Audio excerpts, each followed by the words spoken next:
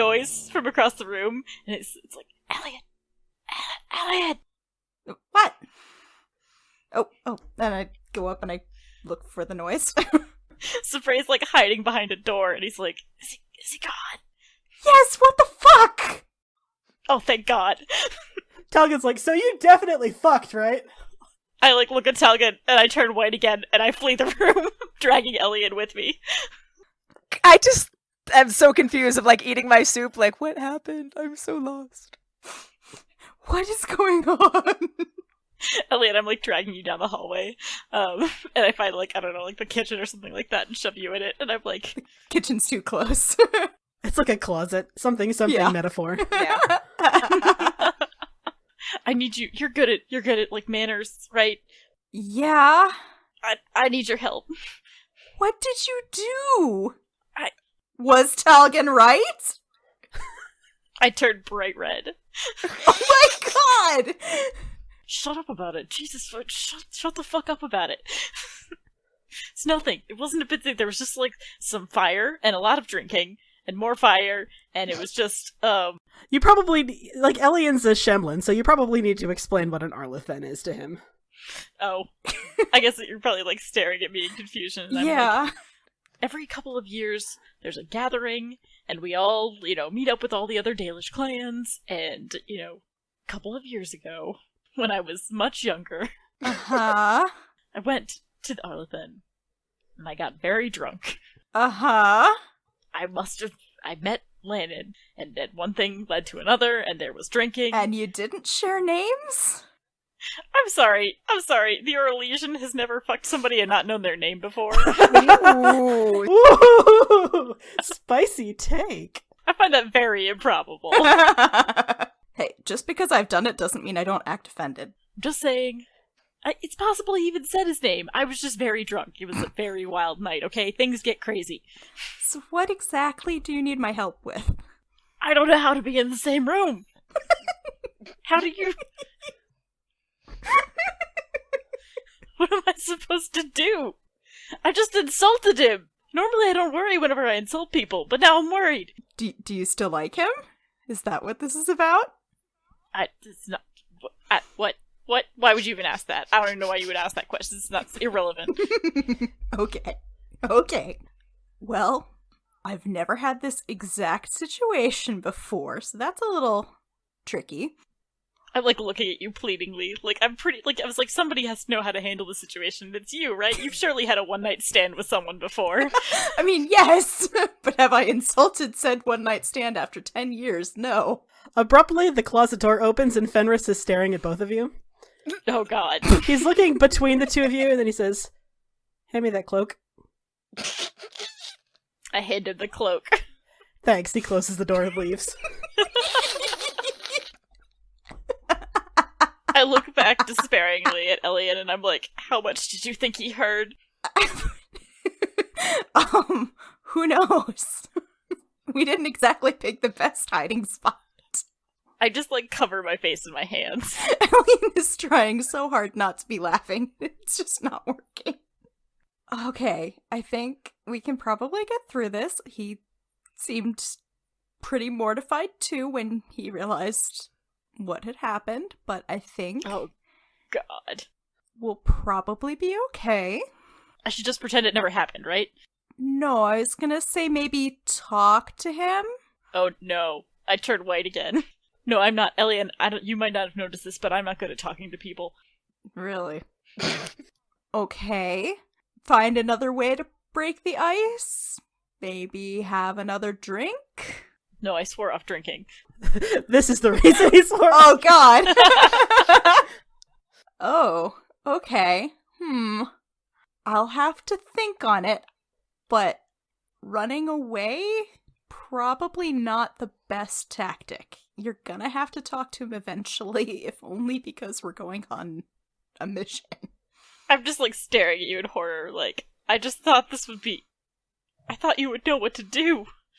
I mean, I would just probably talk to him, or, and I just kind of make a gesture, but it's dark. I look, like, exasperated, and I'm just like, okay, I'm just saying, if you see him coming around, you can just tug on your earlobe, like this, like twice. Just let me know, okay? No! He doesn't hear. I think at this point he doesn't hear you. He's like, we're like pushed you out of the closet and like walking down the hallway, and he's just like, "You and me, buddy. We're in this together, right?" You're a child! I give him a thumbs up and like walk away, like checking the corridors nervously every time I walk down to a new one.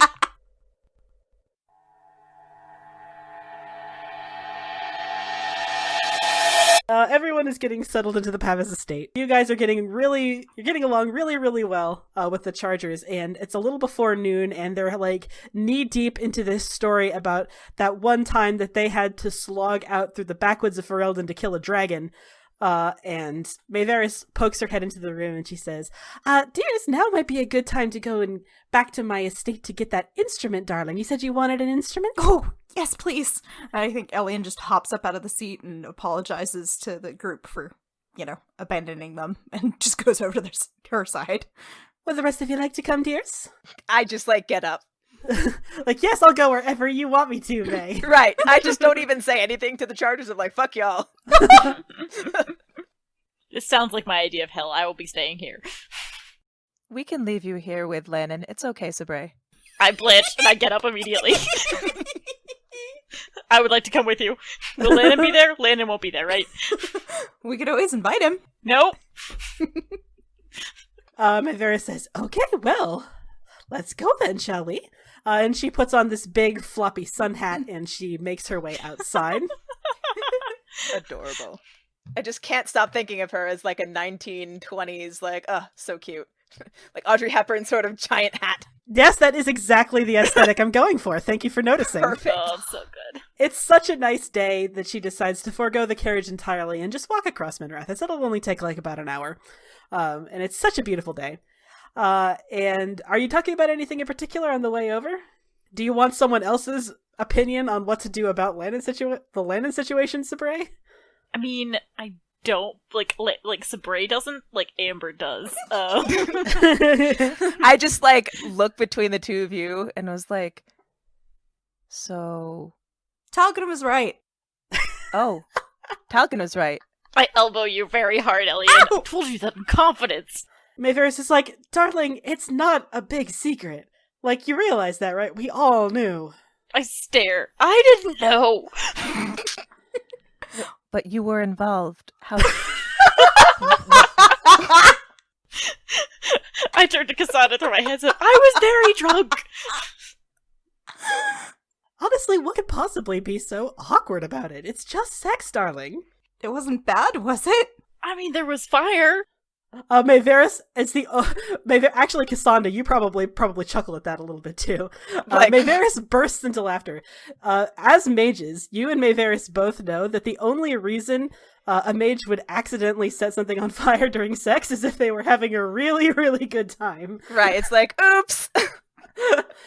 It's like, when you're 8 years old, it's acceptable to lose control of your magic like that, but not when you're 20. When you're 20, it's embarrassing. Apparently it wasn't that bad. I'm just staring at y'all because, I don't know what the hell that means. Mayveris, pats you on the back, like, "Well done, darling. No wonder he was such a mess." I'm staring in utter horrified bewilderment at every single member of this party. I don't know what that means either, but... You don't understand.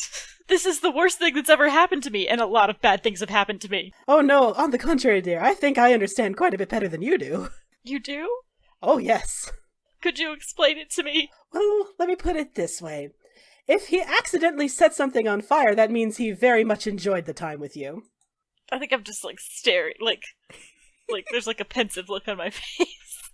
It's like, "It's okay. She pats you on the head. You're not a mage. You don't have to understand." I think Sabre just sort of falls silent for the remainder of the walk. He's just sort of, sitting there thinking. So you eventually do get to the Tylani estate. The Tylani estate is quite a bit different from Dorian's. It's where Dorian's house is built sort of low and sprawling. Mayveris is like a townhouse, like a row house style. It's beautiful. It's got these very pale, almost white sandstone walls, and all of the windows in the front are stained glass. Ooh. And she heads up to the front door and she turns a large key and she unlocks it. And she says, "Now, I probably should warn you before we go in. The reason I'm never at my estate is because I've somewhat repurposed it." And as you all follow her inside, you go down a corridor and then into this big sitting room, or at least it was a sitting room at one point, but now all the furniture has been cleared out, and in their place are rows and rows of cots, like medical cots, each one portioned off with white curtains. And there are teams of healers attending to people with various injuries. Most of the people they're attending to are elves. And she says, "Don't pay them any mind. They're perfectly fine here. The upstairs is where we need to go." Yeah, I definitely look around like, this is what you use your house for? Mm-hmm. There aren't very many healers, you understand, that cater to slaves and the poor, so I decided to turn my home into one that could accommodate them. They have to come in through the back, otherwise the neighbors would complain endlessly, but we make it work. She heads to the sitting room and up a flight of stairs. I'm like staring at her with hard eyes. Like, oh no, I very much am in love right now. She says, "I stop by here on occasion. I am, of course, a spirit healer of some talent. It's a rare specialization in mages, and very useful with severe wounds. I haven't had as much time to come back here as I'd like, though."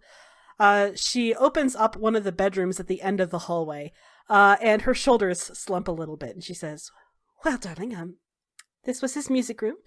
You can go ahead through, take whatever you like." And Elian, this is like, you feel like a kid in a candy shop, because you walk into this bedroom and there's instruments everywhere. There's a fucking organ that's built into this house.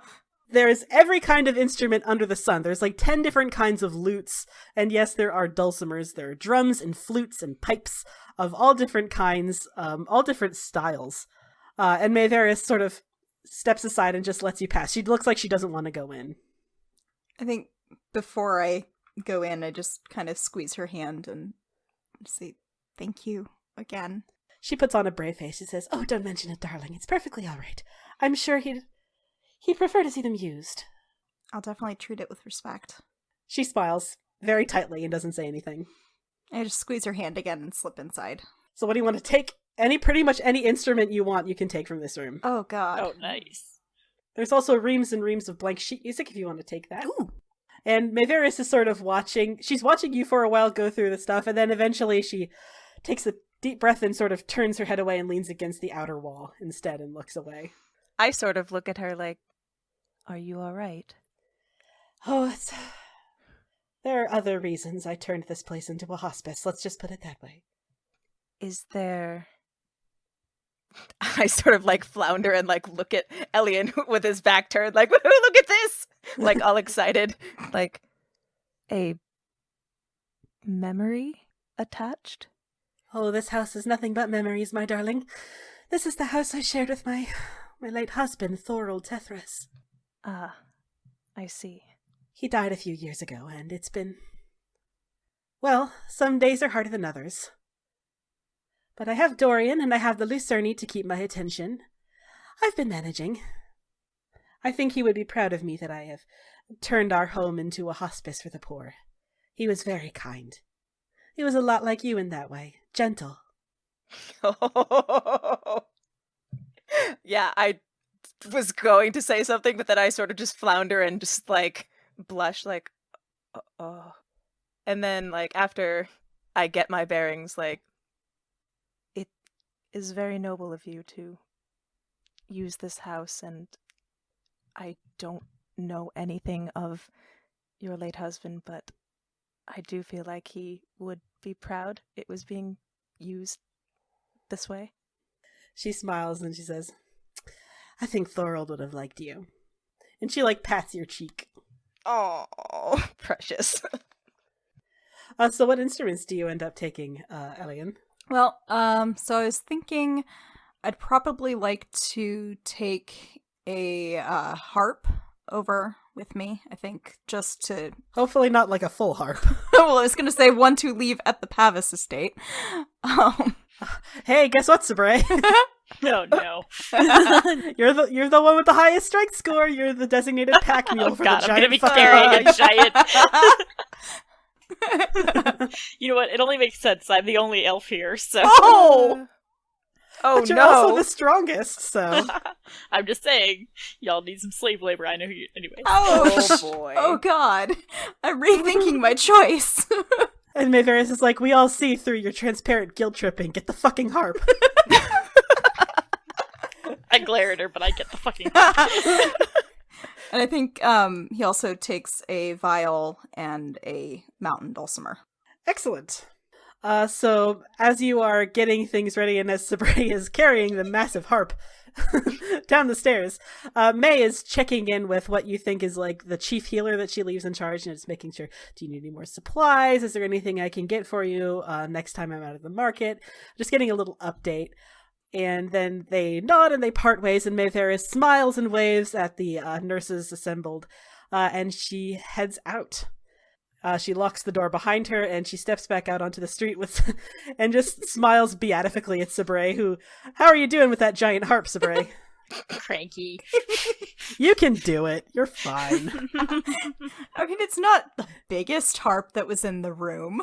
Oh, thanks. That's a big relief. Could have given you more to put on your back, beastie burden. So as you are all, like, ribbing each other good-naturedly about the fucking harp, you are approached out of the shadows very abruptly. Oh, don't like that. It's kind of mystifying that you managed to not see him until he wanted to be seen.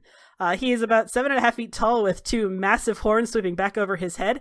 It is a Kunari, and he stops in front of you, Cassandra. Oh jeez. And I imagine you feel that initial thrum of terror, like, oh god, oh god, oh god, oh god, it's Arvarad, Yeah. It's Arvarad, but it's not Arvarad. It's a different Kunari, and he wordlessly hands you a sealed missive, and he says, "The Arishok requests your presence." Oh boy! Oh boy! So, Cassandra, the Arishok doesn't request shit. Nope. He sure don't. If the Arishok wants something, he gets it.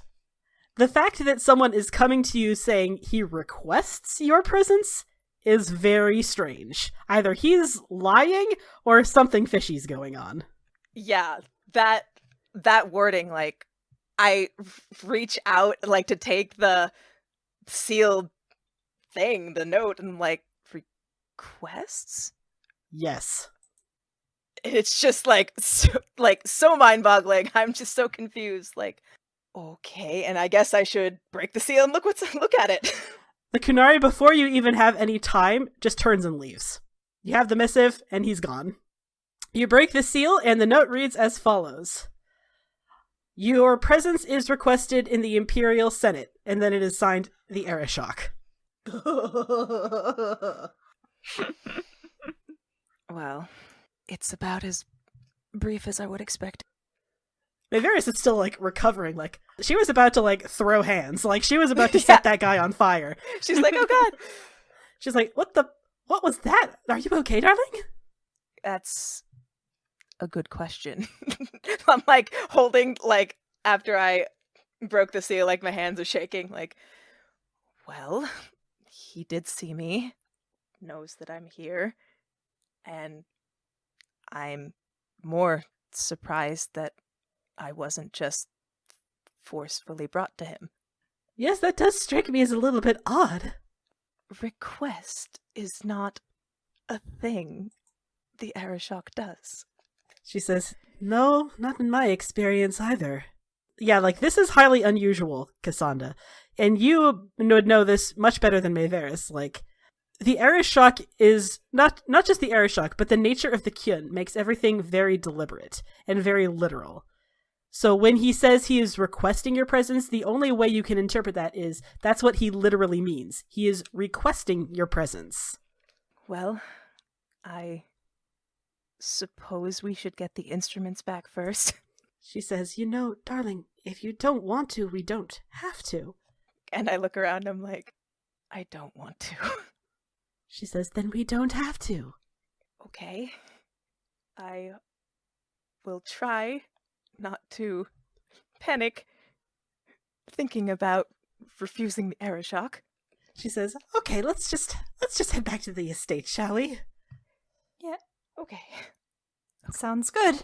she's rubbing your back the whole way, the whole return trip to the Pavis estate. And Sabre, like, I imagine it's like a conflict, right? Like, on the one hand, I can't do this, and I don't want them to know that it's really getting heavy now. Yeah. No, I definitely am struggling, but I'm doing everything I can to hide it because I'm very strong. He carries it the last way. He doesn't say anything, but you can see sweat just like pouring down his face. And as soon as we get to the front part of the door, I like drop it and just leave. The verse is like, ah, men.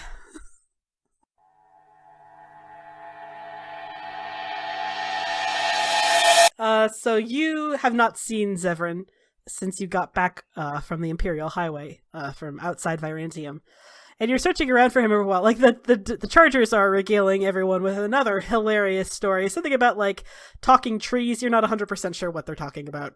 But you leave before that story begins, and you hunt around a little while for Zevran, and you eventually find him. He's in the wine cellar. I figured. He's drunk as a skunk. I think I brought, like, a lot of water, because I kind of expected this. Yeah, I mean, I'll paint you a picture. So the wine cellar has, one wall is completely dominated by the racks, and the racks are like 3/4 full, like they've got room to grow. And there's not a whole lot else in the wine cellar, like there's a couple barrels, and that's it. And like Zevran is on the floor slumped against the barrel, drinking what is surely an outrageously expensive bottle of something. Jeez. I think I just sort of walked in and plunked down beside him. He offers you the bottle. I take it, and then I offer him my water. He eyes it for a minute, and then he shrugs. And then he takes a large swig of it. I just set the bottle of alcohol down beside me and kind of behind me, like away. Look at you being the responsible friend. What's this side of Sabre we're seeing right now? I know. And I look at him and I say, it's been a rough couple of nights. Yup. You seem incredibly drunk. Yep. You should drink some more water. He takes another swig of water, sort of half-heartedly. I've been meaning to talk to you. Although, to be honest, I've been avoiding this conversation. He doesn't say anything, he just lets you continue. I sort of like you can tell he was like hoping that somebody would take it over, and so he sits in sort of awkward silence, and then it doesn't need to be now, but you're the one who knew him the best. And I'd like to have that part of him, even if it's just through stories. Zevran says, you know he's interred in Weisshaupt Fortress, right? No. That's where they took his body. I remember before the Battle of Denerim, he begged me to have his body brought back to his clan if anything should happen to him. And then before I could even file the request, they just took him away to Weisshaupt. You can see Sabre's like hands tighten at his sides, and he goes, "Those fucking shit." Zevran is sort of spinning the large, like you filled up a decanter with water, because he's going to need a lot of water if he wants to help combat this hangover that's coming. And he's sort of rolling the bottle between his fingers, and he says, and ever since it's been made clear that we're going to have to go to Weisshaupt, for the life of me, I haven't been able to decide if I want to go or if I never want to set foot in that place. I don't know if this means anything, but it would mean a lot to me if you came. He doesn't say anything. It seems like he's on the struggle bus with this. He's genuinely not sure if he can stomach seeing his crypt. That's fair. He says, I suppose I still have a few hours to think it over, decide if I can handle it, emotionally, physically. He says, whatever decision I come to, just promise me you'll respect it, yes? I nod. And that includes if I don't think I can. Of course. He nods. You wanted to hear a story, yeah? He takes another sip of water. I did. Good or bad? Is it a night for a bad story? Seems like we don't have anything else but that around here. He says, they were good stories. They were few and far between when we fought the Blight, but there were some that were good. How about a good story, then? If you want, I can start us off with one of mine. He says, by all means. I think I tell him about there's like a dumb story about when we were kids and we were out hunting and, Ren did something stupid, like got his foot caught in a snare or something like that. Yeah, that sounds exactly like Ren. Like he gets so preoccupied on the hunt, like, oh, the tracks go this way, that he doesn't even fucking notice that he steps in his own trap. That is exactly the kind of dumbass energy that Ren Sabre brings to the table. Excellent. So I think I'm telling this story, and as I get to the end, I'm just laughing because I think I was with him for part of it, and I found him maybe as he didn't come back in the woods. I find him with his foot stuck in the trap, just like swearing as the wolves are like circling in on him, and it's just the best. It was so funny. Just seeing his stupid face, I'm like crying. I'm like, you just see his stupid fucking face with his foot stuck in the trap. He's lost his shoe, he's got one hand as the spear, and he's trying to like bat away. Oh my god, you should have been there. Oh, it was so good. You should have seen his smug fucking face. Severin is laughing a little bit too. Like, there's obviously like an undercurrent of real sadness there, but he says, yeah, that does sound like him. He was always so intent. He says, now, the one good story that I have, I'm not entirely sure that it's appropriate when the audience for this story is you. Oh god. I can tell it if you wish, but I'm having trouble coming up with any other better stories. Like I said, the Blight was absolutely horrible, and most of the stories are very dark. But if you're feeling very brave, I could tell you about Isabella. Okay, well, if you can just keep it to PG-13, we should be fine. So your brother, he specialized with a bow, yes? Yes. Very good marksman, good from a distance. We were in Denerim, right before the council meeting that would decide the next king of Ferelden. And it just so happened we ran into an old acquaintance of mine, Isabella. She's a ship's captain from Rivain. A wonderful woman, long dark hair, legs that keep going for miles. Of course, we've slept together many times. We keep meeting like this. I keep, ruining relationships with her. It's an ongoing thing. Now, she is an expert duelist, good in hand-to-hand combat, and for weeks, Ren had been talking about how he wanted to get better at hand-to-hand combat because, from a distance he's very deadly, but if something gets close to him, it can be a bad situation. So he sees Isabella taking on these 3 ruffians in the middle of the Pearl, which, if you don't know, that's the whorehouse in Denerim. She dispatches all 3 of them very quickly, and he is so impressed that he just wanders right up to her and says, "Can you teach me how to do that?" And she says, "Well, perhaps for the right price." And Ren, being, extremely literal and a bit of a dumbass, says, "I'm not sure if I have enough coin." He's like trying to emulate his accent. "Not sure if I have enough coin for you to impart these skills onto me." And she says, "Well, then why don't you think of another way to repay me?" Long story short, we all fucked on her boat.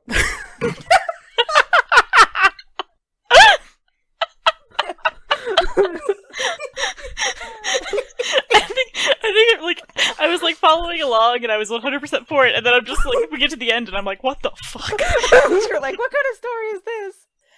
Anyway, she must have liked something about it because she did indeed teach him how to do hand-to-hand combat. He got a lot better after that. I'm just staring in horror. I suppose I take a drink from the bottle. I suppose you did warn me. Good to hear that at least he got slightly better at melee range nonsense. He was always shit at it. Oh yes, you should have seen him the first few weeks. He was an absolute disaster. He could shoot 5 genlocks with 5 arrows from 50 feet away, but the minute a genlock got within 15 feet of him, he would be lucky if he was conscious at the end of that fight. I'm laughing ruefully. I think it's just bringing back memories of... because that had to have always been the case. The conversation fades out. He says, "Listen, there will probably be better choices than me to take to Weisshaupt, yes? Dorian and Maeveris, they're magisters of the Imperium, and they have more political pull than I do." He says, "Use your best judgment in deciding who you want to take with you to Weisshaupt. I'll follow your lead. If that means I have to end up seeing his grave, then that's what that means. I put my hand on his shoulder and I say, I wouldn't ask you to go through anything that you can't handle. Besides, Fenris's little squeeze is there, right? He's also a good option. I narrow my eyes. Oh boy. Yes, indeed. Consider all the factors. I'll go with you or stay here, whatever you decide. I promise to do so. And I offer my hand up to, help him up. He is still extremely drunk, so he sways a little bit. Okay. I'm like, how about we take you to bed? That sounds wonderful. Wait. Not like that. Not like that. not like, oh god.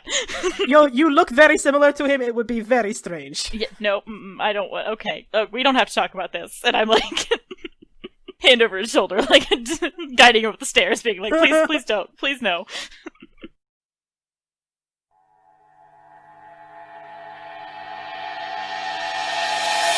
So you are taking up a familiar position.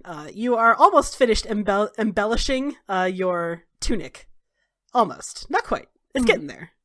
You've got some, fancy gems that you want to sew around the collar, shit like that, probably. But Leander has taken to watching you every night you do it. You don't exactly know what he gets out of it, because, he is tranquil. He can't feel anything. But he seems to really just like the habit. So you were both sitting there. Even the chargers have calmed down by now. Most of them are unconscious. A couple of them are still drinking, but they're drinking quietly by the big fireplace in the center of the estate. You are in the sitting room. You're the closest to the front door, so you are the first to hear it when someone knocks on the door. Should I get that? I believe technically I should get it. I am technically the slave. If you're sure. He says, it's no trouble. And he sighs and stands up and heads to the door. Do you follow him or do you stay there? You can kind of see him, but the angle's a little weird. Yeah, I think I set the things aside and I go over just in case, I don't know, somebody else is needed. Leander, smarts himself up a little bit. He'd been kind of sinking into the couch, so he has to, make sure it all sits right. He pulls open the door, and standing on the opposite side of the door is a toweringly tall gentleman. Pale, wizened skin, very sharp brown eyes, and a hawkish nose, with the with the bump in it, and hair that's slicked back against his head. And Leander's expression actually kind of twists a little bit, more than you've ever seen it twist. And the gentleman at the door, he has two elven slaves behind him, and his expression lights up with a very curious sort of recognition, and he says, well, I didn't expect to see you here, Leander. And Leander takes several steps back, and he's actually pulling his knives out of his belt. I think Elian just puts a hand on his wrist. Don't let him get closer. His hands are actually shaking. Okay, I put myself between him and the guy at the door. The man says, easy now, easy. If I were here to kill you, Leander, you'd already be dead. What exactly do you want, sir? It is late. He says, it's not that late. And if you must know, I'm here to offer a summons. Where is Leander's current owner? I can take a message to Magister Pavis. He says, I'm afraid that won't do. This is an official summons by the Magisterium. I need to see him in person. Leander is gripping your wrist. Don't leave. I won't. He is terrified. But it's strange to watch because it's so forcibly muted. You only are aware of it because you know him very well now. And you have seen what it looks like when there are emotions that are being suppressed by his tranquility. His hands are shaking, his pupils are dilated. If you didn't know any better, you'd think his body is having a panic attack, even as his mind is completely squelching the actual panic. Oh boy. I think I turn to Leander and I say, I won't leave. Do you want to go find Dorian? He is breathing very hard. He says, I don't think I can... My legs... Okay. The gentleman sort of invites himself in. He just steps over the threshold. He says, "Why so nervous, Leander?" Sir, if you'll wait right here, we'll go get the Magister for you. He says, Very well. Tell him not to delay. I can ask him not to. I don't tell him anything. He says, "Well then, perhaps I'll just take back my stolen property now, shall I?" Dorian! That gets pretty much everyone in the house's attention. All at the same time. Dorian is all the way upstairs. It's Mayveris who actually hears it first and is able to respond. And who else wants to hear it? I'll leave this up to you, depending on what your characters were doing at the time. I think I was probably just coming back down the stairs from Severin, so I hear it. And Elian sounds panicked. Mayveris is the first to throw open the door, and she immediately recognizes this guy. She says, "Magister Ronan, what a surprise." Like, she doesn't want to say pleasant surprise, because this is not a pleasant surprise. But Ronan sort of smiles slimily at Mayveris. He says, "Magister Tylani, my goodness, it has been a while, hasn't it?" He says, "What are you doing here?" "I'm here to serve Dorian with a court summons." And he holds up an official, it's this big, huge, it's like a folio-sized piece of paper with a wax seal bearing the magisterium signet. And he says, "I'm taking him to court, you see. For stolen property?" And he inclines his head at Leander. And Leander is still in the back, like, hyperventilating while his face is completely blank. I'm still holding his hand, letting him hold mine. It's a vice grip. It's actually getting kind of painful the way how tightly he's holding your hand. Yeah, I'm gonna have bruises, that's okay. Mayveris says, "I think you misunderstand the situation, Magister Ronan. He was not stolen. He escaped and was made liberati." And Ronan says, "Ah, yes, well, you see, I actually wanted to debate that on the floor of the magisterium, if you don't mind. He was only made liberati because of his," and he, eyes Leander, "state. The state that he was in." Leander says, "Don't touch, don't come, don't." Elian snarls at this guy. He is clearly tranquil. What are you talking about? There are bylaws in Tevinter society that allow a mage slave freedom if they can prove that they are a mage. However, a tranquil is not one of those official exceptions. A tranquil is not considered a mage, and therefore he should never have been made liberati in the first place. Isn't that right? Elian's brain doing the wait math. If he is not a mage, then he should never have been made liberati. And if he never should have been made liberati, then he never should have been re-enslaved. Therefore, I put it to you that he should still be my property. Leander doesn't say anything, and he says, "Well, I suppose we'll have to settle it on the floor of the Senate then, won't we?" Dorian finally comes down the stairs. He's half dressed. Yeah, Elian was about to call for him again. He's got a love bite, it's really obvious what the fuck was holding him up. His hair is disheveled and everything, and he says, "What the hell is going... Oh, fuck." And Ronan immediately slaps the court summons into Dorian's hand, and he says, "I'll see you on the floor of the magisterium in about 3 weeks, Dorian." He says, "Lovely to catch up." And he's about to turn and walk out the door, but he finally gives one last glance to Leander, and he says, "You know, the whole reason I made you the way you are, it was an act of mercy. You understand?" Leander is still shaking. He says, "You were always so defiant, and I thought it was the best way for you to learn. After all, what was it I told you that first night after your ritual was completed? Tranquil never say no." And then he leaves. Oh my god, I'm gonna kill him. Yeah, I was gonna say, if he didn't have a death grip on my wrist, I would have punched this asshole. Oh boy.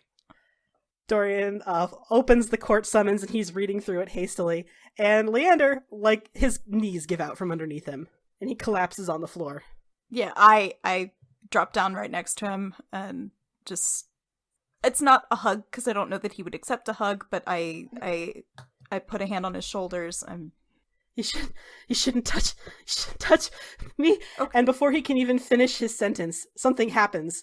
He lets out this visceral scream, and suddenly the entire room is flooded with ice. Like, the floor around you, the walls, the ceiling, they're all suddenly saturated with these fine crystalline flecks. It's like snow has just exploded out from around him and coated every surface. And he looks like he's suddenly in a lot of pain. He's hunched over. He's like, what can I do? Mayveris says, technically he can't cast magic, but the ritual that made him the way he is wasn't complete. So in times of extreme emotionality, sometimes things can shatter. It hurts him. Just stand back, give him a little bit of room. That's like the opposite thing that he wants to do right now. But Elian kind of shifts back on his heels and... You are covered in snow, by the way. It's fucking cold as hell. Yeah. I guess I just brush some of the snow off. I'm here. He's gone. Dorian, he almost, like, you can tell he wants to set the summons on fire. He's brushing the snow off his robe frantically, and he says, Leander, I'm not gonna let this happen, you know that, right? I'm not gonna let him just take you! And Leander can't answer, he's still hyperventilating. This is, like, going counter to everything Elian wants, because, like, all he wants to do is offer comfort. Mayveris puts a hand on your shoulder, and she says, just wait until his magic calms down. Can you see it? I don't know if non-mages are able to sense ambient magic, but... and let's actually see if there's a focus that might... I kind of doubt it. I think you have to be a mage, but... Actually, no, let's go with perception empathy. Okay. Magic like this is governed by emotion. You have a very limited understanding of magic, obviously. Accurate. You've only really known one mage, and she was like... Vivienne was the picture of control. She never let her magic get out of control. But you have heard rumors that when a mage is extremely emotional, stuff like this can happen. And it isn't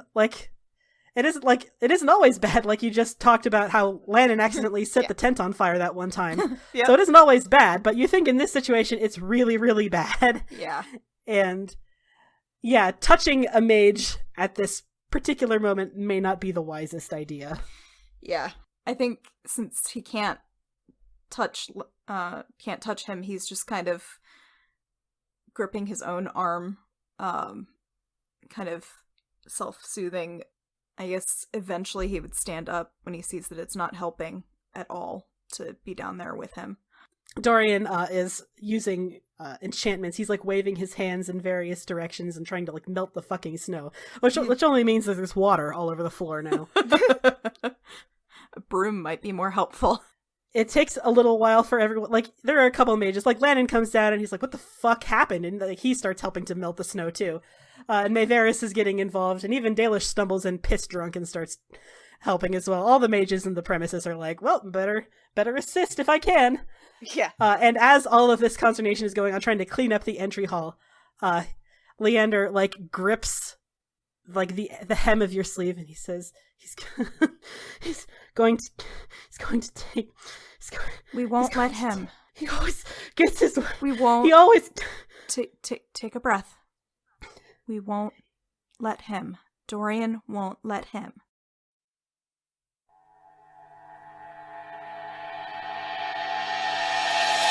It's the next morning. Leander is absent from breakfast.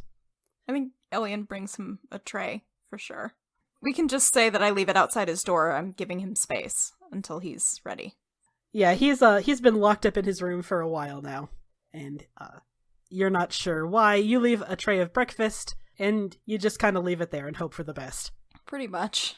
And everyone else the next morning, Dorian looks like there's a storm cloud over his head just the entire morning. Sitting there stabbing at his food, like, fucking Ronan. Such a piece of shit. I can't believe he tried this. Fucking delivering a court summons himself. Oh yes, very dramatic piece of shit. I was like the only one that's not there, so I'm just like looking around like, it was very cold last night.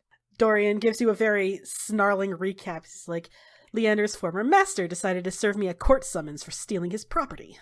I see. He, like, aggressively saws a ham steak in half. Iron Bull is next to him, just sort of, like, patting his back gently. He's like, you want me to break his spine for you? I can break his spine. I want to do it myself. Dory's like, apparently there's gonna be a line. Mayveris says, well, I have some good news. A messenger from the Archon arrived this morning, and we've officially got his writ, which means we should be ready to go to Weisshaupt. Yay. Don't all jump to volunteer at once. Sorry, it was a rough evening. No, that's good. That's great. And she says, I think you should consider who you want to take with you. I think it's probably best, like, the character select screen pops up and Leander's just grayed out. Like, you can't take Leander. He's he's having a bad day. Yeah. He doesn't want to go with you. So, for sure, okay, so we're for sure going. Is Lannon for sure going? Yes. Okay, so Lannon is a non-combat ally. Okay. He is coming with you, but ever since he lost his hand, like, I don't know if you've ever tried to do magic with just one hand, it's hard. I've never tried to do magic with any of my hands. And Lennon will make that clear. Like, over the table, he says, I am coming with you. I'll pull whatever political strings I can for you, but you shouldn't count on me if the worst happens and we end up needing to fight something. So you should definitely bring someone besides me. And like I said, the character select screen. So I always hated it when in Dragon Age, when they didn't tell you who you bring is excruciatingly important to the next scene. Right? So this is me, the DM, telling you who you choose to bring to Weisshaupt is excruciatingly important. God. So consider it very carefully. And, like, there are a lot of good choices. Like, Dorian and Mayveris, they've got their magisters, they've got some political pull. Fenris obviously is looking for Hawk. Zevran knew Ren, and maybe you could use that to your advantage. It's all you, who you want to take with you. So, discuss. Yeah, I was like, I don't know about y'all, but the way that I play is that I always bring a healer, and it just so happens that it's the one that I want to romance this time, but... See, for me, I always bring a tank. Right. Yeah, we could also, but that's what I was saying. I was like, we could also use a tank too in this situation because we are not that high level. Who are we calling a tank in this? Is that Yeah, Telgan I designed to be the tankiest tank. Mm-hmm. Yeah. Fenris is a pretty good tank. Yeah. My personal vote is Fenris. Yeah, I was like, Fenris would be good because obviously I just think he wants to go. story-wise it makes sense. Uh-huh. And he knows at least a little bit about Hawk, so there's like some we can get it. Like, there's something that we can possibly use. Like, if we can get to Hawk, maybe that's going to help us. Mm-hmm. Maybe. Oh yeah, all you know about Hawk is that he went to Weisshaupt Fortress about 3 years ago and... didn't come back. Yeah, he never came back. And I feel like if we show up and we're like, hey, dude with the dog sent us, that's not going to end well. I would say Fenris is a great option. Also, giant sword. Love that. Dog. Love dog. Yes. Cat. Yeah, I was like, cat is there, yes. I'm offended. So yeah, it comes down to either Magister, tank, like, do we want the political upper hand, or do we, like, if we're gonna throw down, like, for sure. Part of me says that I want, like, a political person there so they can just, like, waltz us through the door, because if we take Fenris, we're gonna have to figure out how to get in on our own. We're still Fenris. at his problem of... I mean, we have... Well, you have the Inquisitor. You have a writ from the Archon. Right. Those are both good. You don't know how intransigent the Grey Wardens are going to be. Yeah. They could see the Inquisitor and a writ from the Archon and be like, wow, that's enough. Or they could be like, no, fuck off. And you'll need something extra. Nice piece of paper you got there. At that point, we just break in. That's easy. That's a I feel like that's what Fenris would do. He'd be like, fuck this. I'm just gonna, like, scale the walls. We're like, okay. Yeah, I think my vote's Fenris. Y'all can outvote me. I'm torn because I think Mayveris would be helpful to have too. Are we going between Fenris and Mayveris? Is that the... It sounds like it's between Fenris and Mayveris. Yeah, I think so. Mm. I kind of like the poeticism taking Zevran, but I think he's just going to be drunk and depressing. Yeah. So. Hey, want to see your boyfriend's body? No, fuck off. He made it clear he kind of does want to see the grave as well. Yeah. Yeah. He kind of does, but he kind of doesn't. Look, there's a lot of people who want things. We can't have all the things that we want. Right? Can we play this the way that I would play it in a real game, where I take one and then I replay it again with another character? No, that's not how this works. No. I mean, points for asking, but no. Yeah. Fair enough. No, my choice stays the same. But if you guys think Mayveris is the way to go, I will be outvoted and fine with that. Yeah, I was like, I don't think we've had her. We haven't brought her along. We brought everybody else, and I was like, can we have? You brought Mayveris along when you went to meet the Divine. Oh, that's right. yeah. The only character you haven't brought anywhere yet is Dorian, No, that's true. Mm-hmm.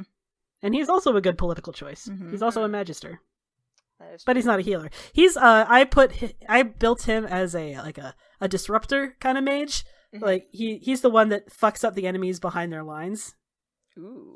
Yeah, if Leander is staying, I don't want Dorian coming with us. I want him staying Oh, with yeah. Leander. Like, That makes sense. Yeah, Yeah, Dorian is like an angry dog with people he cares about. we noticed. we need that. I mean, also take into consideration that Fenris can reach his arm into somebody and like take their heart out. That's cool as fuck. Mayveris can bring you dumb fuckers back to life. Right? Yeah, and then Mayveris can, if we die, which we probably will. Yeah, I feel like another powerful mage who is a healer is gonna be the bigger draw for me. Okay, so it's 2 votes for Mayveris and 1 vote for Fenris. Hey friends, Tessa here. If you're desperate to hear the next episode, chances are good that you can by joining our Discord server. We post links to all episodes and pre-release, and you can even chat with us and listen live as we record. Join us by going to bit.ly/CFCDiscord. For more information on the show, character biographies, and links to social media, head to our website, critfail.club or critfailclub.com. You can follow us on Facebook, Twitter, and Tumblr. Critfail Club does not advertise at all, so if you like what you hear, tell a friend who might also like it, make a post on social media about it, or leave a review on Apple Podcasts. Full episodes are available on our YouTube channel, bit.ly/CFC channel, or wherever you get your podcasts.